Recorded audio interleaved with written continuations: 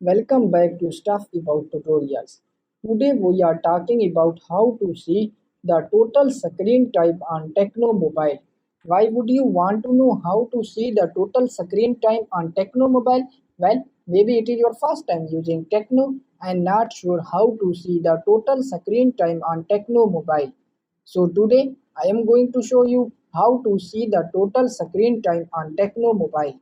Check video description and I will try to leave the written instructions. Seeing the total screen time on Tecno Mobile is quite simple and easy to do, and the process is same for all devices. Let me show how you will see the total screen time on Tecno Mobile. First of all, open Settings app in your mobile phone, and now first scroll down this page and then click on App Management.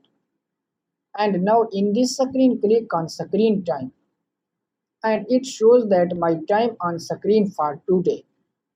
If screen time option is not showing in your device, then search it on settings. So there you go. If you were wondering how to see the total screen time on Tecno Mobile, that is the easiest way I know. If you know another way, please leave a comment below. Be sure to subscribe for more videos.